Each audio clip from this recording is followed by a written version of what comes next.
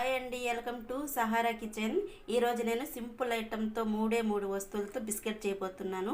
ఎలా చేస్తున్నానంటే వీడియోలోకి అయితే వెళ్ళిపోదామండి. బిస్కెట్ తయారు చేసుకుందామండి. ఇప్పుడు నేనైతే 2 కప్పులు గోధుమ పిండి తీసుకున్నాను.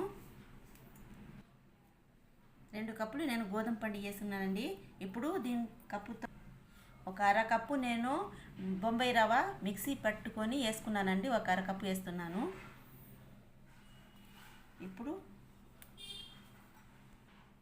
ఒక అరకప్పు నేను చక్కెర తీసుకున్నానండి. దీంట్లో వాటర్ వేసి పక్కన పెట్టుకుందాం. కొంచెం నేనైతే వాటర్ వేస్తున్నాను దీంట్లో.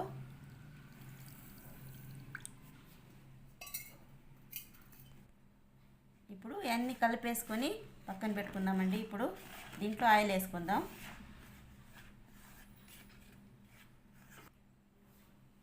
దీంట్లో ఆయిల్ వేస్తున్నానండి. ఇప్పుడు 3 స్పూన్లు నేను ఆయిల్ వేసాను. ఇప్పుడు ఇది బాగా కలుపుకుందాం. ఇలా కలుపుతూనే ఉండాలి, ఆయిల్తోనే కలపాలండి. ఇది అయితే సింపుల్గా అయిపోద్దండి. 3 వస్తువులతోనే అయిపోద్ది బిస్కెట్లు. ఎంతో హెల్తీగా ఉంటుంది.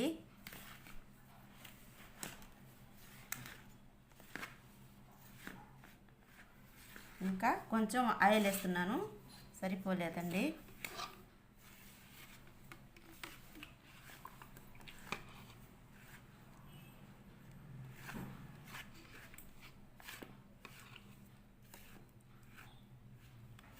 ఇప్పుడు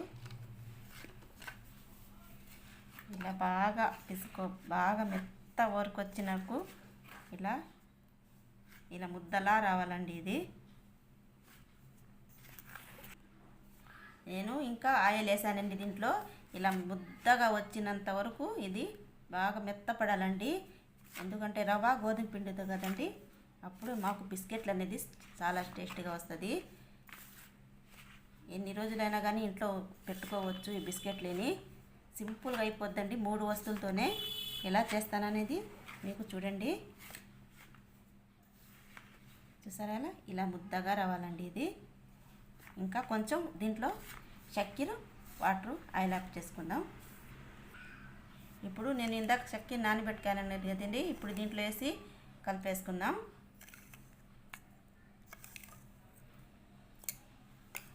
ఇలా కలుపుకొని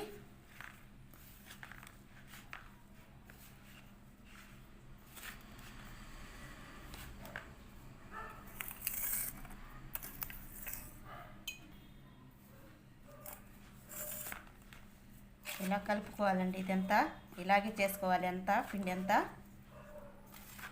ఇక దగ్గర పడేంత వరకు. చూసారు కదా, ఇప్పుడు దగ్గర పడుతుంది. ఇది ఇలా రావాలి.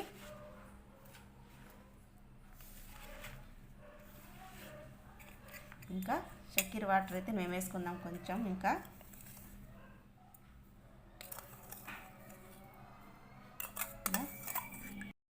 చూసారు కదండి, ఇలా ముద్దలాగా రావాలండి బిస్కెట్కి.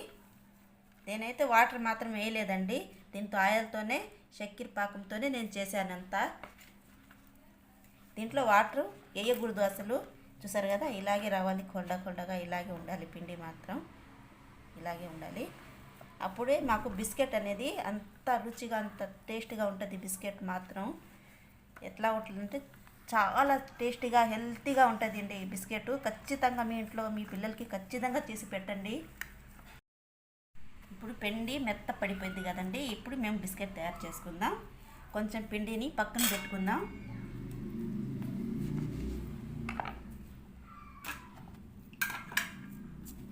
ఇలా మెత్తగా చేసుకొని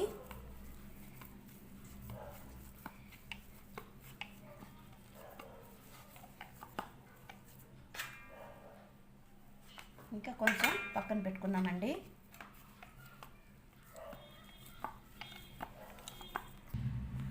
ఇప్పుడు దీంతో ఇలా చపాతీలాగా చేసుకుందామండి. ఇలా పొరలుగానే వస్తుంది ఇది. మేము ఇట్లా చేసుకోవాలి, మేము ఇట్లా ప్రిపేర్ చేసుకోవాలి.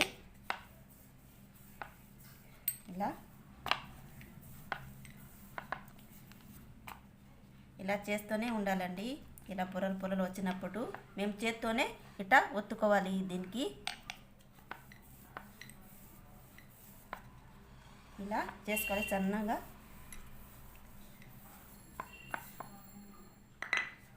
ఇలా చేసుకొని పక్కన దీంతో మేము ఇలా కరెక్ట్గా సైజ్ చూసి మేము తీసుకోవాలండి. ఇది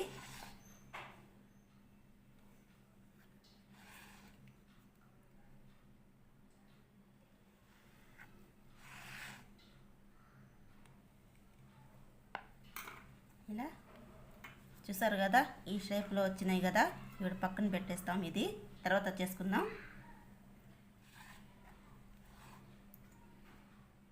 ఇలా చేసుకుని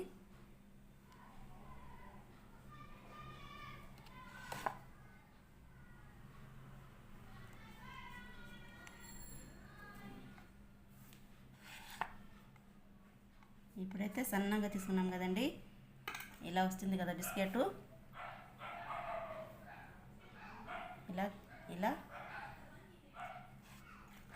అప్పటికి మేము దీనికి ఇలా ఘాట్లు మాత్రం వేసుకోవాలి బిస్కెట్కి, ఎందుకంటే అది డెకరేషన్కి చాలా బాగుంటుంది కదండి బిస్కెట్కి.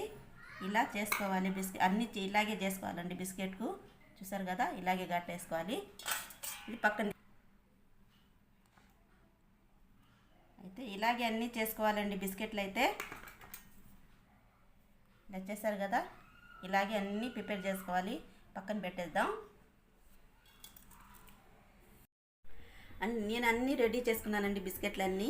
ఇప్పుడైతే ఆయిల్లో వేయించుకుందాం ఇది బిస్కెట్లన్నీ. నేను ఆయిల్ వేసానండి. ఆయిల్ ఎక్కువగా కాగకూడదు, ఇలా సిమ్ మంటలోనే వేయాలి. ఇప్పుడు నేనైతే బిస్కెట్లు వేస్తున్నాను దీంట్లో. ఇక్కడ సిమ్లోనే వేయించుకోవాలి ఇది.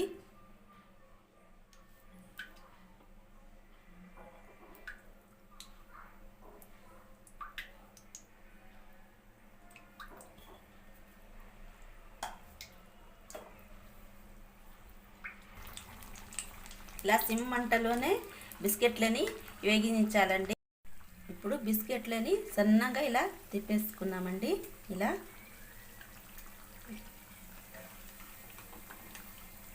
ఇలా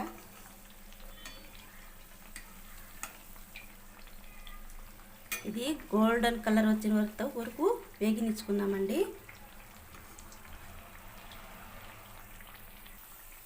ఇప్పుడైతే తీసేసి పక్కన పెట్టుకుందామండి. ఇలా బ్రౌన్ కలర్గా రావాలి.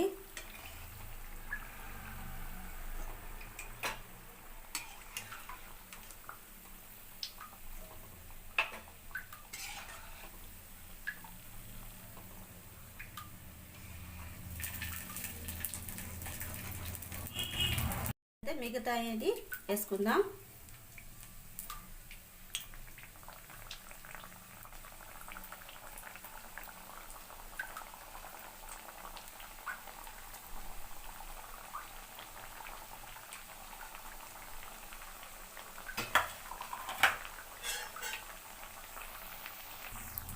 ఇలాగే బిస్కెట్లన్నీ ఇలాగే చేసుకుని రెడీ చేసుకున్నామండి.